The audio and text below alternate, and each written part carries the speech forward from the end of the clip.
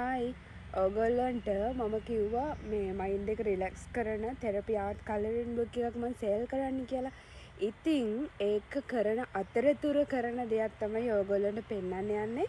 මමයි මගේ මහත්තයයි අපි හිතුවේ නෑ ඒ වුණාට එයා ඒක කරන්න පටන් ගත්තා. අපි ඒකෙන් දැන් ආදායමක් ගන්නවා. මේ පොඩි කොටසක තියෙන දෙයක් මේක. මේ බලන්න අපේ නයිමිරිස් වගාව. ඒක දැන් මං අද මේ වතුර දාන්න ආවේ. ඒක ටිකක් වේලිලා. මේ ඉතින් මේකේ මගේ මේ Facebook එකේ දැම්මට පස්සේ මේවට ගහන පොහොර මොනවාද කියලා අහලා තිබ්බා. යාරමිලා කියලා පොහොර එකක් තමයි මේකට ගහන්නේ.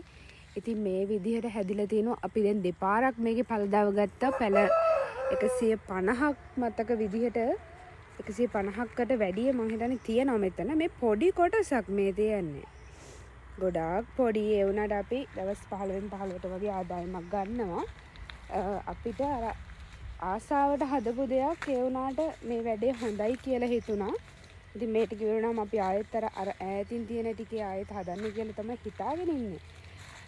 එතකොට මේ මිරිස් වර්ගය මේවා ගැන දන්න කවුරු හරි කමෙන්ට් එකක් දාන්න. මේක මාර සැර මිරිස් జాතිය. අපි නම් මේකට කියන්නේ අපේ පැත්තේ නම් කැවුම් මිරිස් කියලා.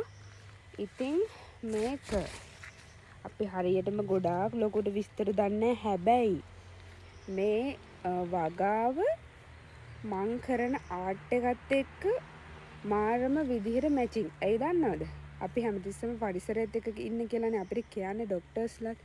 ඒ වගේම තමයි කලාවක් එක්ක ආර්ට් එකක් එක්ක ඉන්න කියන්නේ. ඉතින් ඒ ආර්ට් එකයි මෙන්න මේ වගේ වගාවකුයි මාරම විදිහට ගැලපෙනවා. ඔයාලගේ මයින්ඩ් එක ටිකක් ස්ට්‍රෙස් වගේ තියෙනවා නම් මේ වගේ වැඩකට බහින්න. මේ වගේ ලස්සනට ගෙඩි හැදිලා තියෙනකොට චූටි මල් හැදිලා තියෙනකොට ඔයාලගේ හිතට මාරම සහනයක් දැනේ. එහෙනම් මේ අපේ දෙවෙනි වීඩියෝ එක මම මේක Facebook එකේ නම් දාලා තියෙනවා. ඒ උනාට YouTube එකේ දාලා නැහැනේ. එහෙනම් තවත් වීඩියෝ එකක් කරගෙන එන්නම්. කටිටම් බයි.